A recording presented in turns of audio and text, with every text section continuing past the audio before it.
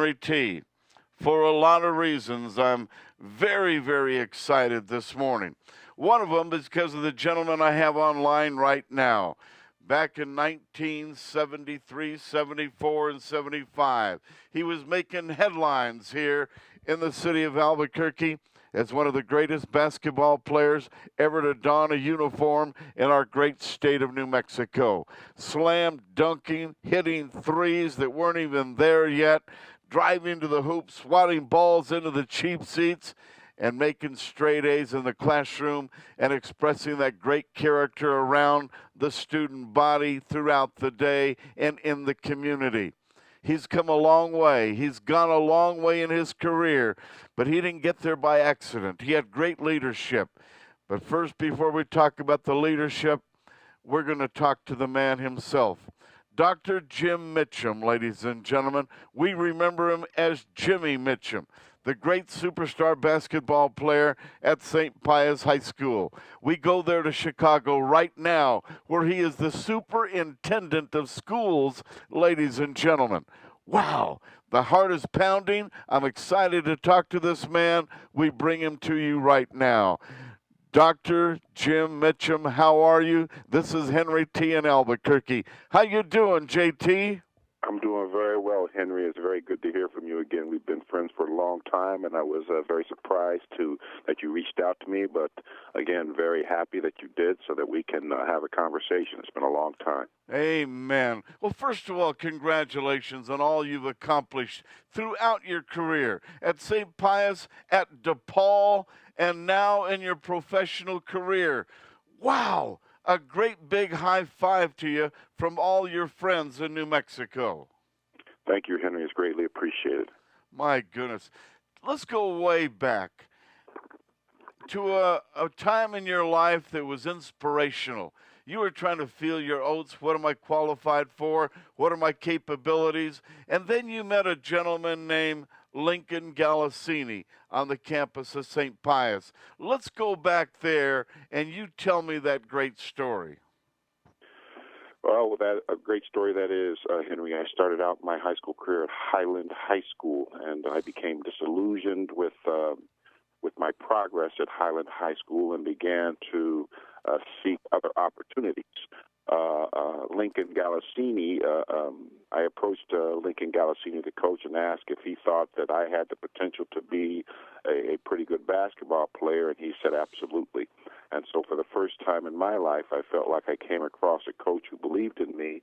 I came across a coach who saw my potential and spoke with my parents about the possibility of transferring from Highland High School to St. Pius High School. They concurred, and the rest is history. My goodness. When that time came, you had some instantaneous reactions to this new leader in your life, Lincoln Galassini. What did you see? What took place there? What I remember most is that he was very dynamic. He had a dynamic personality. He was very enthusiastic, and he really believed in me. He had saw me play a couple times, and he really had a positive outlook on the potential for Jim Mitchum. And so, to me, he was a trailblazer. He was a leader. He was inspirational. And most of all, he was committed, and not just to his basketball players, but he was committed to the students for which he was charged with educating and serving. I remember the Lincoln Galassini I remember was a guy who would give the shirt off his back for you.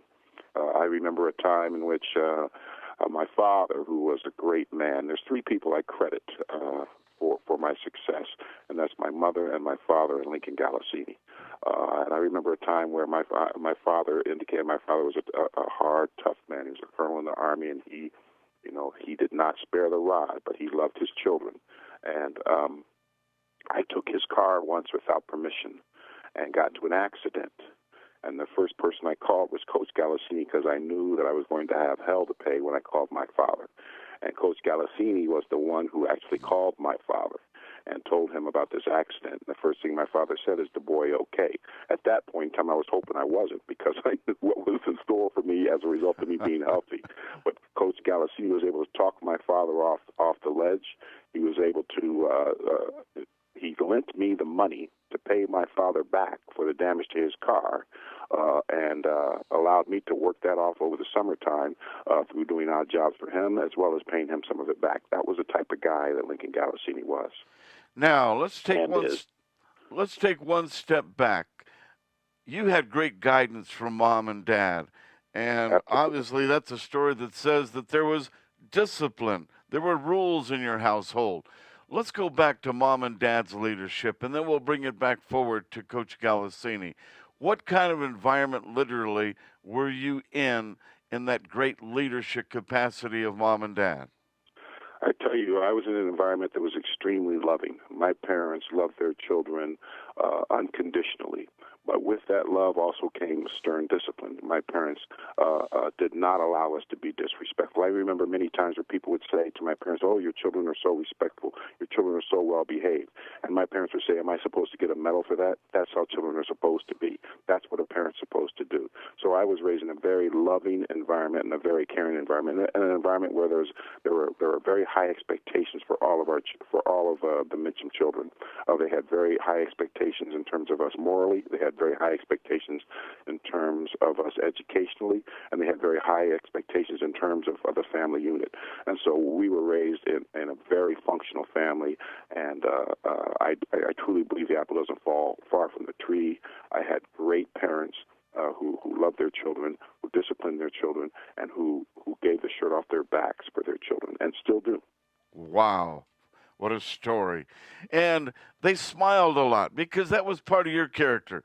Enjoying life, smiling, laughing, having a great sense of humor. As I remember you high fiving you and your teammates and just having a good time. You also understood through their guidance in your household that having a good time was good for you. Absolutely, absolutely. Again, I have nothing but fond memories about my childhood, and I especially have fond memories about my senior year in high school at St. Pius. And I often think if there's one year that I could relive in my life, it would be that senior year that I had at St. Pius. I was living a dream at that time. It was nothing but fun. It was a lot of work. But it was just one of the most joyous times of my life. Even beyond the Final Four and other things that have happened in my life, that senior year at St. Pius trumps it all. My goodness. Wow. What a story that is. You know, as you went through that senior year, and I'll never forget that heartbreak loss to New Mexico Military Institute to Coach Buster Hiller. You guys came so close to getting the Big Blue Trophy, and it didn't happen on that day. There were some motivational things that I'm sure happened in just life skills and what you take away from that senior year and what you take away from the heartbreak of not winning the state tournament. How did that motivate you to go from there on to DePaul and become the great player that you were, and so on and so forth? Well, that was a tremendous heartbreak. St. Pius at that time had a lot of potential. We had a lot of great players: Clarence Murphy, Danny Nunez, Gus Banakis. We were just very talented, and so we really had high expectations for ourselves. So we went down to New Mexico Military Institute and got beat. It was pretty crushing for us at the time. At that point in time, when you don't think about the next day, I felt like life was over as I know it. But what it did teach me was that you need to be resilient. You need to be agile. You need to move on. You need to work harder, and that there's going to be ups and downs in life. And those are things that Coach Galassini taught us. Those are things that my mother and father taught us. And so, obviously, you recuperate. You lick your wounds. You wake up the next day. You put your pants on, and you go out and you try harder. And that's one of the lessons that athletics in general has taught me, is that you're going to win and you're going to lose. But whether you win or you lose, it's how you respond to those things. Whether you win with humility and you lose with dignity, and you learn from winning and losing. And I think those are the lessons I was taught at St. Pius High School and through my parents and through Lincoln Galassini. Through playing athletics, high school athletics, and if there was a driving force that Coach Galassini gave Jim Mitchum, what was it that instilled that special stuff that might be one of those indescribable things that you carried to DePaul, that Coach Ray Meyer was excited about and said, I want this kid. I like him. He's got that special whatever, that big question mark. What was that question mark? I think the thing that Lincoln Galassini instilled in me more than anything was confidence. I was not a very confident basketball player until I met Lincoln Galassini. In fact, I played my freshman year. I played freshman ball my freshman year. I played sophomore ball my sophomore year. As a result of transferring to St. Pius my junior year, I didn't get to play until the last 2 or 3 games of the season my junior year, so I didn't even know whether I was good or not good. I had no clue. And Lincoln Galassini kept telling me, "You're going to be a big-time player. You'll be a big-time player." I had no clue. I never played varsity ball in my life. I remember playing against Steve Smith from, I believe it was Sandia High School, and I think he was considered the best player in the state at the time, and we beat them, and I scored 19 points. And I was so shocked that, because I was in awe of Steve Smith, I was so shocked that happened. And I remember Lincoln saying, "Hey, this is just the beginning. This is just the tip of the iceberg. You're a much better player even than that." And so he instilled such confidence in me. He made me believe in myself as a basketball player, whereby at the end of the season, I really felt like I could go on and play basketball at the college level. Wow.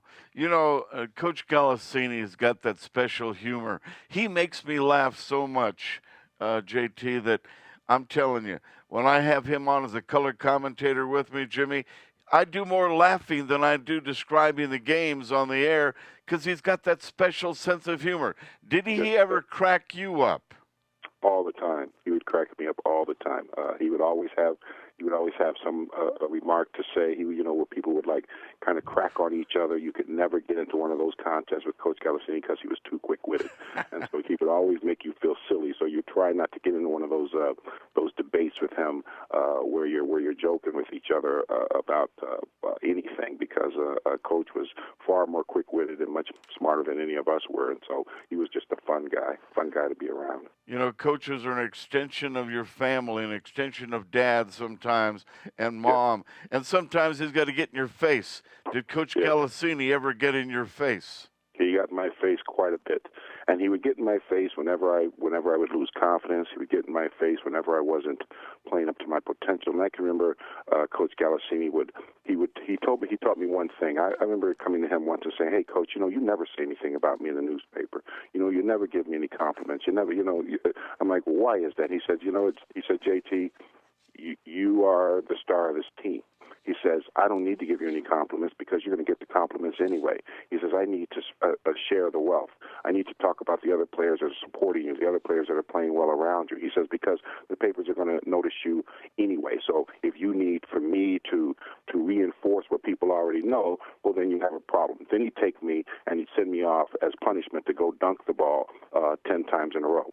And if I were to miss one in 9, he'd say, "Start over and add the 9 to that. So now you got to do 19 in a row." And then as I'm doing it, he would ignore me. I would think he was ignoring me, but he'd be watching me at the corner of his eye, making me believe that he wasn't watching me until I miss a dunk. And he'd be, "Oh, that's 29. You got to do in a row now, JT." And so it was things like that that I remember where he was such a great motivator. And I can remember him.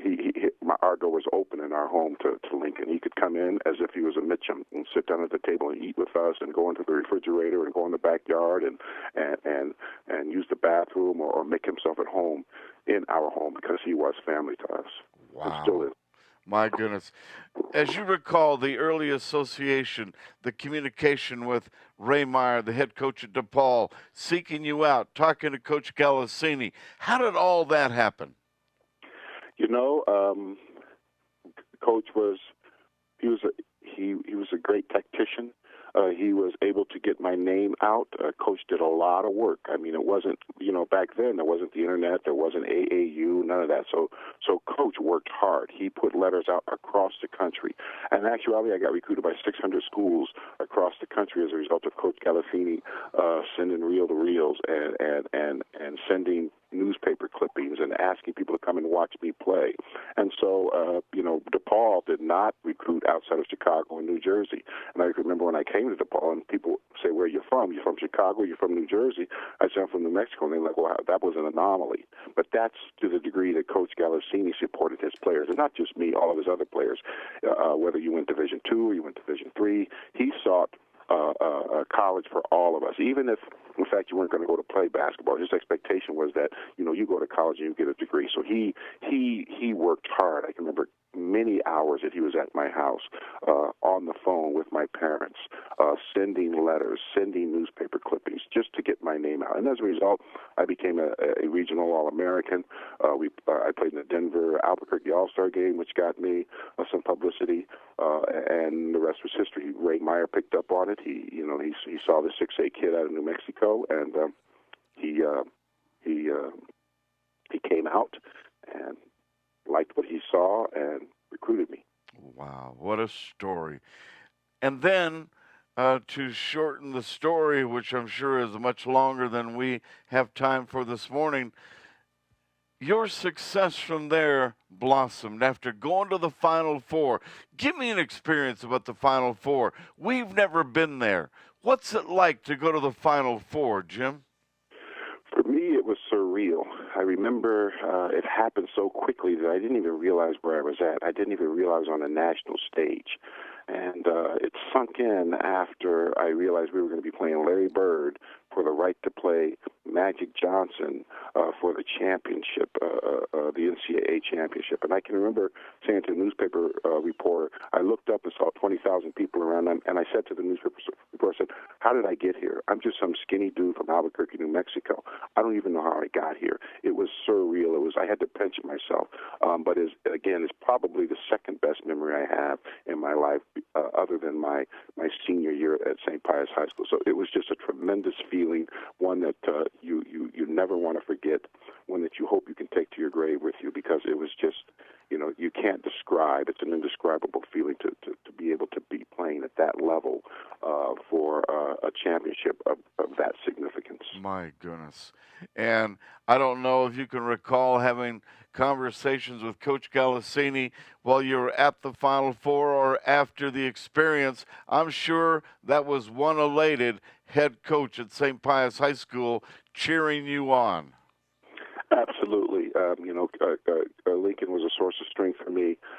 Every time I stepped on the floor, I remembered Lincoln, and I appreciated everything that he had done for me, because absent his tutelage, absent his mentoring on the basketball floor, I know that I would have never reached my full potential as a basketball player. So yeah, I had many conversations with Coach Galassini. I would come back and we would go out to lunch together, and we would talk, and we would drive around, and we would reminisce, because I think it was a great time for both of us. Wow.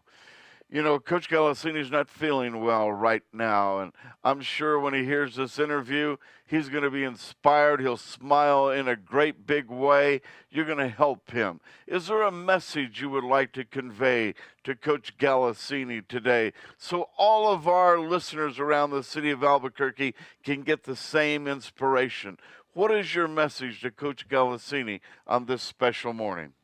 My message to Coach Galassini is this: although we have not been in contact as of late, in the same way I'm not in contact with my brothers and sisters, my family, to the extent that I would like to be. But the one thing that is constant is that they are family, and he is family. And when you are family, it supersedes time. It supersedes communication. It's something that's in your heart. And for me, despite to the degree I'm able to communicate with Coach Galassini now, he knows, just as I know, that we are family. And as that, I love him. I know he loves me. And being able to carry that around with you all the time keeps him in your heart, and I'm sure keeps me in his heart. So he's in my heart, just as my family is in my heart, because he is my family. And despite distances, despite time, he will always be there, and I will always love him. Oh, fantastic. Ladies and gentlemen, it's a love story, because just the other day, Coach Galassini said, I love Jimmy Mitchum. I love that young man. And he had his special reasons why he said that with such great emphasis and such great enthusiasm. So I want to relay that back to you. And I had a great interview with Coach Galassini the other day. And once again, I'm trying to make him feel better, but I'm the guy that's feeling better. I'm trying to inspire him. He's making me feel, Jimmy, that I should go out and run 10 wind sprints right now and give him 10 on the floor right now. He's the one that was doing the inspiring. You know what I mean. Absolutely, I do. Hey, and Henry, if I could ask you, could you make sure that my mother gets a copy of this? She's getting up in age as well, and I think this would inspire her as well. Amen. Give us a message for Mom right now. I love my mother with all my heart. I'm wishing her a happy Mother's Day, and that I will be home soon to visit. And anything special to any other family members today? To all my brothers and sisters, as they know, I love them as well. My crazy brother Stephen, who has stood me up, said he was coming in to see me a couple weekends ago and didn't show up. To my sister in California, my sister in New Jersey, who's coming to visit me with her children and her grandchildren. To my brother Michael, to my sister Gail, my brother Philip. I love them all, and I hope to see them soon. If you can, just give us a few seconds here. Presently, your great big responsibilities, being the superintendent of schools in Chicago. That seems massive to me. Wow, what's that experience like, Jimmy? It's a pretty significant experience. I am the superintendent of a suburb of Chicago called the Valley View School District. It's 18,000 kids. It's 21 schools, and it's a pretty big job. But I'll tell you what I bring with me are the life lessons that I've learned from Coach Galassini, the life lessons I've learned from my parents to never give up on any kid, any time, and that's my belief. I believe every one of our children should reach their full potential, and I believe it's my responsibility to them to make sure that I provide an environment and a school system that does just that, because that's what was done for me by great teachers and by great coaches and great administrators and by great parents. And so that's what I hope to do here for the 18,000 students that I'm charged with serving. Wow. We say congratulations to you, and we can feel your capability of accomplishing what you just stated to us. And man, we're your biggest fans. We're out here in Albuquerque, New Mexico, but all of us know that you got a great job to do. And ladies and gentlemen, let's keep Jimmy Mitchum in our prayers every single day, because he is in charge of a great big responsibility. And it's our responsibility, ladies and gentlemen, to take care of our children. He's got about 18,000 of them to take care of every day. Jimmy, you know, our buddy Coach Galassini, he's fighting very hard right now. He's not feeling real good, but I'll tell you what, the nurses and all the administrators over at the hospital, they get inundated with phone calls and visitors every day. This is a very popular man. And is there a little message you might give to his friends and former players and all of that to get by and see the coach? And the coach is fighting hard. He's fighting the same fight he used to tell you, give it all you've got. Well, that's what I got from Coach Galassini the other day, JT. He's given it all he's got to fight right back and get back on his feet and do the normal things that he loves to do. Right. I would expect nothing less from Coach, and I would say if it's for all of us who know him, if it's within our power to get in there and see him, to do that, because I'm sure that would support his journey back to health. Our final word from you today, the children listening this morning, the youngsters heading to school this morning, what do you tell them, Jim, about how to accomplish their dreams? I would say it's much more difficult to be a child today than it was when I was or when you were, Henry. And I would say that stand up for yourself. Don't be a follower. There are a lot of negative influences out there, both on TV, both in what you see in your peer group, and be your own person and do the right thing even in the face of adversity and difficulty, because in order to do that, that makes you a true leader. And as a youth, you may think that the relationships you establish will last forever, but sometimes you're like two ships passing in the night, and you need to focus on what's important, which is your long-term future. And to do that, you can't be a follower. You have to be a leader. Wow. There you go. Hey, can you still take it to the hoop? I'm 56 years old right now. I got a boy in college. I got one in high school. They can outrun me running backwards. So if you could slip a piece of paper under my feet when I jump, I think I'm going some. But hey, you know what? I'm healthy. I can still walk. I can still hold my kids, hug my wife. I'm healthy. But in terms of me being an athlete, I think those days are long gone. Hey, Danny Nunez and his younger brother Ed, they think when you come to town, they're going to get themselves a special brand new pair of sneakers, brand new ball. They got a gymnasium all picked out. They're going to put you to the test. I tell you what, then they need to roll out some wheelchairs because they're about as old as I am. We can play some wheelchair basketball because running up and down that floor, that's exactly where we're going to wind up if we do it too long. Jimmy Mitchum, ladies and gentlemen, what a joy to go back in time to bring him to Albuquerque via this magical telephone and these instruments in this radio station so we could share them with you today so he can lift up the spirits of our good friend Lincoln Galassini. JT, go off and have a great day. Ladies and gentlemen, you love him and adore him as Jimmy Mitchum, former All-State basketball star at St. Pius, All-American at DePaul, and they love him in Chicago as the superintendent of schools. We say bravo to JT, Jimmy Mitchum, our special friend. If we can ever do anything for you, Jimmy, you call Henry T., and we'll put you on the air again. Absolutely, Henry. It's a pleasure. My pleasure. Have a great day, Jim. You too. Bye-bye. See you soon. All right. Ladies and gentlemen, Jim Mitchum. Wow, how about that? His close friends, they refer to him as JT. And I'm sure that Coach Galassini is already feeling like jumping out of that bed and running wind sprints down that floor at that hospital. And he's right now at Health South, ladies and gentlemen. Give him a call over there. Go by and visit Coach Galassini today. And you think you're going to inspire him? You will. There's no doubt about it.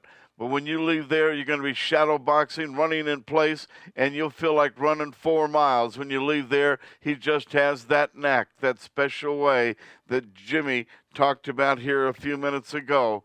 And it would really do Coach Galassini a lot of good if you go by and see him.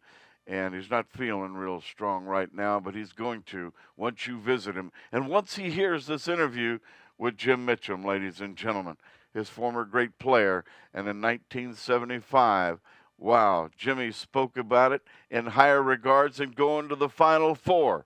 How about that? Is that special? There's no doubt about it. Well, that's going to do our show today, ladies and gentlemen. And we'll take it back now to our network. Wow, what an experience. Have a great day. Only here on the Kids Station can you get a feeling like you have right now, and we thank Jim Mitchum. Long distance in Chicago, it seems like he's right next door, and now he's in our hearts as our special friend, because I know he did a lot for you, Mom and Dad. He did a lot for our children today, and he did a whole lot for his former coach, still his coach, Lincoln Galassini. Have a great day. God bless you.